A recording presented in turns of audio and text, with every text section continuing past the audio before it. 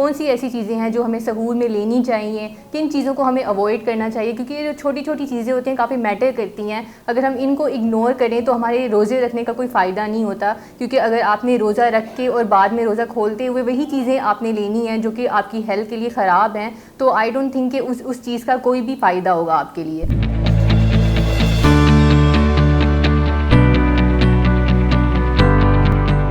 अस्सलाम वालेकुम, मैं हूं न्यूट्रिशनल कंसल्टेंट अरूसा तौसीफ़ और आज हम इस वीडियो में बात करेंगे कुछ ऐसी हेल्दी ईटिंग टिप्स के लिए जो कि रमज़ान में आप फॉलो कर सकते हैं। आप सबको पता ही होगा कि रमज़ान आने वाला है और ये वो मंथ होता है जो कि जिसमें हम इबादत करके रोज़े रख के अल्लाह ताला के करीब होने की कोशिश करते हैं और अल्लाह ताला के करीब होते हैं। पर साथ ही इसका एक और मकसद भी होता है कि हमने इसमें रोज़े रखने होते हैं, तो हमने अपनी डाइट का भी थोड़ा सा ख्याल रखना होता है कि हम कौन सी चीज़ें जो है इफ्तारी में ले रही हैं, कौन सी ऐसी चीज़ें हैं जो हमें सहूर में लेनी चाहिए, किन चीज़ों को हमें अवॉइड करना चाहिए, क्योंकि ये जो छोटी छोटी चीज़ें होती हैं काफ़ी मैटर करती हैं। अगर हम इनको इग्नोर करें तो हमारे रोज़े रखने का कोई फ़ायदा नहीं होता, क्योंकि अगर आपने रोज़ा रख के और बाद में रोज़ा खोलते हुए वही चीज़ें आपने लेनी हैं जो कि आपकी हेल्थ के लिए ख़राब हैं, तो आई डोंट थिंक कि उस चीज़ का कोई भी फ़ायदा होगा आपके लिए। तो आज हम कुछ ऐसी चीज़ों के कुछ ऐसी छोटी टिप्स के बारे में, ईजी टिप्स के बारे में बात करेंगे जो कि आप अपनी डाइट में आप ऐड कर सकते हो, जिसकी वजह से आप ज़्यादा से ज़्यादा फ़ायदा ले सकते हो रोज़े रखने से। तो सबसे पहले हम शुरुआत करते हैं सहूर से,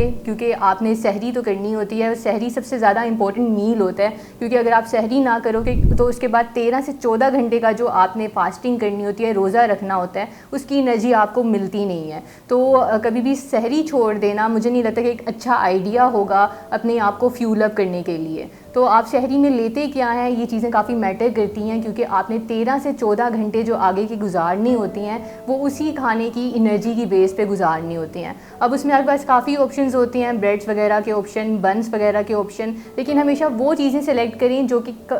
कि ज़्यादा कॉम्प्लेक्स हों, कॉम्प्लेक्स कार्बोहाइड्रेट्स हों जिनमें। अब कॉम्प्लेक्स कार्बोहाइड्रेट्स क्या होते हैं, जैसे कि आपने रोटी हो गई, गंदम की रोटी हो गई, दलिया हो गया, इस तरह से रोटी, चावल, ये चीज़ें जो होती हैं ये कॉम्प्लेक्स कार्ब्स में आती हैं, ये आपको एनर्जी प्रोवाइड करती हैं और लॉन्ग लास्टिंग एनर्जी प्रोवाइड करती हैं। अब आप रोटी लें, चावल लें, दालें लें, आप चने लें, क्योंकि ये चीज़ें ज़्यादा से ज़्यादा आपको एनर्जी प्रोवाइड करेंगी एज़ कम्पेयर टू उन चीज़ों के जैसे कि बन, ब्रेड्स वगैरह, क्योंकि वो चीज़ें जल्दी डाइजेस्ट हो जाती हैं, जिससे कि आपको एनर्जी लेवल जो है आपका बहुत जल्दी डाउन हो जाता है। प्लस इसके साथ आप प्रोटीन लें, क्योंकि प्रोटीन एक और इम्पॉर्टेंट चीज़ होती है जो कि आपको पूरा दिन जो है फ्यूल अप करके रखती है, आपको एनर्जी प्रोवाइड करती है। अब प्रोटीन में आपके पास गोश्त का ऑप्शन होता है, आपके पास अंडे का ऑप्शन होता है, आपके पास दूध, दही और बटर वगैरह का ऑप्शन होता है, आप वो भी ले सकते हो।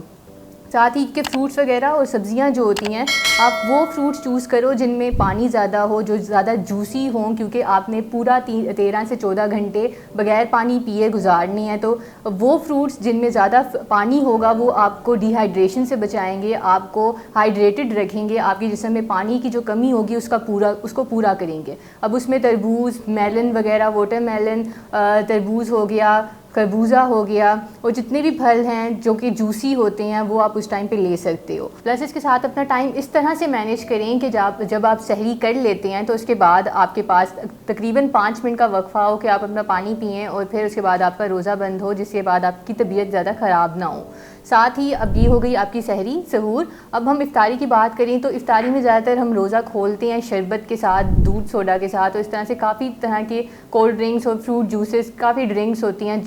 जिनसे हम अपना रोज़ा जो है, अपनी इफ्तारी जो है वो हम करते हैं, शुरू करते हैं। पर क्योंकि सारा दिन 13 से 14 घंटे की फास्टिंग के बाद जब आप शुरू ही अपनी इफ्तारी की इस ऐसी ड्रिंक्स के साथ करते हो जिनमें शुगर ज़्यादा होती है, तो उससे ये होता है कि आपका शुगर लेवल फ़ौरन से राइज़ अप हो जाता है, बढ़ जाता है। और शुगर लेवल बढ़ने के बाद सबसे बड़ा इशू जो होता है वो ये होता है कि आप अगर उसके बाद हैवी मील्स लोगे, ठीक है, फ्राइड चीज़ें लोगे, फ्राइड चीज़ें लेने के बाद आपको फ़ौरन से नींद सी आनी शुरू हो जाती है, जिसके बाद आप उस चीज़ को भी ख़त्म करने के लिए, उस चीज़ को भी ओवरकम करने के लिए चाय लेना शुरू कर देते हो। फिर उस चाय के बाद ये आपको नुकसान होता है कि वो डायूरेटिक होती है, मतलब आपको बार बार यूरिनेशन के लिए वॉशरूम जाना पड़ता है और मज़ीद डिहाइड्रेशन का इशू होता है। तो आपने अपनी इफ्तारी में सबसे पहले इस चीज़ का ख्याल रखना है कि अपना रोज़ा खोलते हैं तो किसी भी